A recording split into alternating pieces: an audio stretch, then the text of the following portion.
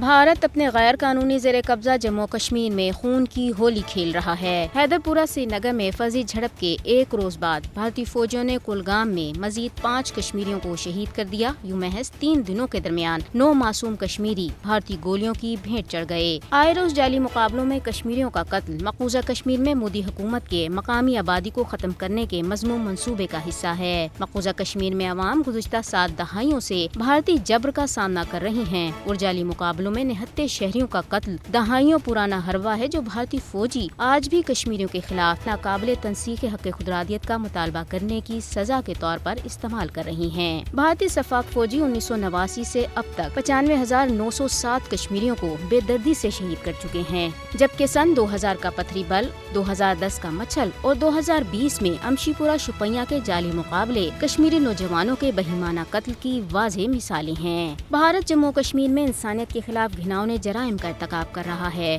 بھارتی جبر کی انتہا ہے کہ جعلی مقابلوں میں شہید کیے جانے والوں کی میتیں تک مناسب تدفین کے لیے ان کے لواحقین کو نہیں دی جاتی اور انہیں مقبوضہ کشمیر کے دور دراز علاقوں میں بھارتی فوجیوں کے زیر انتظام قبرستانوں میں خاموشی سے دفن کر دیا جاتا ہے۔ کشمیری شہداء کی جبری تدفین نہ صرف انسانیت کے خلاف جرم بلکہ ان کی میتیں ان کے لواحقین کو آخری رسومات کے لیے نہ دینا انسانی حقوق کے بین الاقوامی قوانین کی بھی سنگین خلاف ورزی ہے۔ مقبوضہ کشمیر میں جعلی مقابلوں میں کشمیریوں کے مسلسل قتل پر پاکستان نے شدید تشویش کا اظہار کیا ہے اور پاکستانی دفتر خارجہ نے عالمی برادری سے مقبوضہ علاقے میں انسانی حقوق اور عالمی قوانین کی خلاف ورزیوں پر بھارت کو عالمی عدالت کے کٹہرے میں لانے کا مطالبہ دہرایا ہے۔ مودی حکومت مقبوضہ کشمیر میں موت اور تباہی کا کھیل کھیل رہی ہے، تاہم اسے یاد رکھنا چاہیے کہ وہ ماورائے عدالت قتل کے بہیمانہ واقعات سے کشمیریوں کے جذبہ آزادی کو ہرگز متزلزل نہیں کر سکتی۔ جعلی مقابلوں میں بے گناہ کشمیریوں کا قتل اقوام متحدہ کے چارٹر کی کھلی خلاف ورزی ہے، لہذا عالمی برادری کو چاہیے کہ وہ مقبوضہ علاقے میں انسانی حقوق کی سنگین پامالیوں پر بھارت کا محاسبہ کرے۔